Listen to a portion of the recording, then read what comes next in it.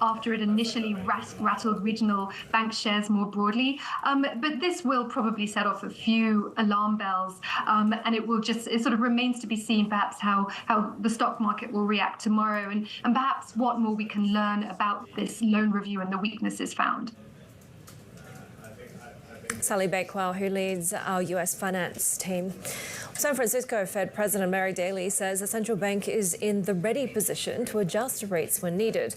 But she also told Bloomberg's Wall Street Week that consumer strength is keeping policymakers on alert for sustained price pressures. Consumers have just stayed in the game. They continue to spend.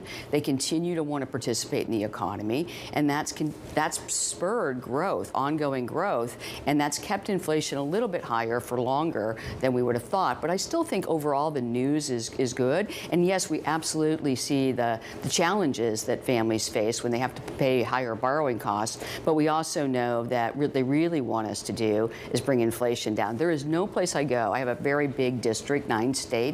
But you can travel anywhere in the United States, hear the same thing. What's your number one problem? Inflation.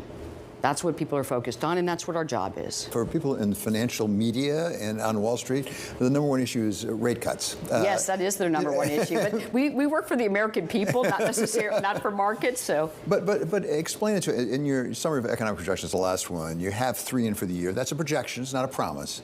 And some people think you should have more. Maybe some people think you should have less. Why are we talking about rate cuts at all, given the strength of the economy? I mean, the economy seems to be doing just fine with the rate cuts you put in place. So we put a projection out about what we think we'll need to do if the economy evolves as we expect it to. So what's the expectation? Inflation continues to come down gradually. The labor market and the economy slow but don't tip over. And then it would be appropriate, as inflation comes down, to bring the nominal rate of interest down to make sure we're not holding on even tighter, because we want to avoid the following. We want to avoid holding on all the way to 2%, putting policy very tight, and then cause an unnecessary downturn that you give people lower inflation, but you cost them their jobs. So that's a balancing act that means we have to be calibrating. So I want to just be clear, though. You don't see many Fed officials, including myself, talking about rate cuts. You see us talking about restoring price stability, bringing inflation down, being data dependent, looking at the full balance, being patient and methodical. So I do think that message is clear. It's not always what people necessarily want to hear, but it is a clear message that we've been on. There is a perception on some people's part that maybe the Fed was a little slow in getting started on the rate hikes, so you could have moved a little earlier. How do you avoid that problem on the way down, being slow on the way down? You said you don't want to hold all the way down to 2% and run the risk of a recession, but how do you know that you're on time with the cutting? There is no imminent risk to the economy faltering, so we want to make sure we calibrate. So we're balancing 2 objectives. If we let go of the reins on the economy too quickly, inflation gets stuck, and that actually takes that scarring effect we just talked about for people, and they have it for the rest of the decade or 5 years, or it gets into inflation expectations. All those things that we don't want to happen. Plus, it's a very painful tax on those who can least afford to bear it.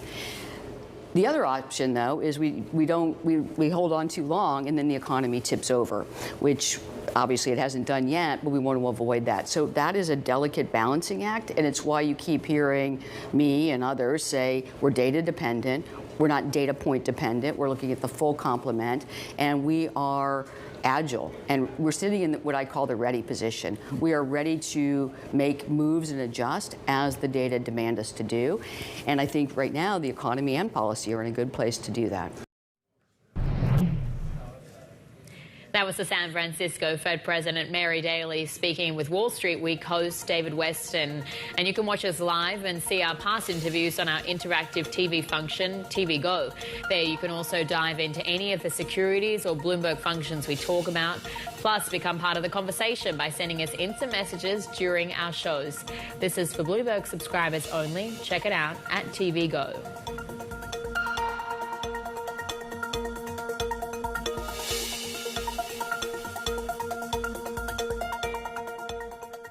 The world needs ways to reduce carbon emissions.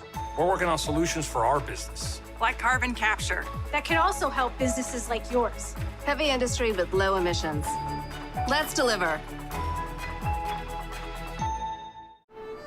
It's easy to feel distant from nature, but if we understand it, we can find the tools to protect our world. I'm noticing a lot of efforts to preserve the mudflats. Tidal flats absorb carbon dioxide. This is very important solution against climate change. 기아의 블록카본 프로젝트는 아직은 그 누구도 시도하지 않았던 탄소 상쇄 방법을 사용을 합니다. 새로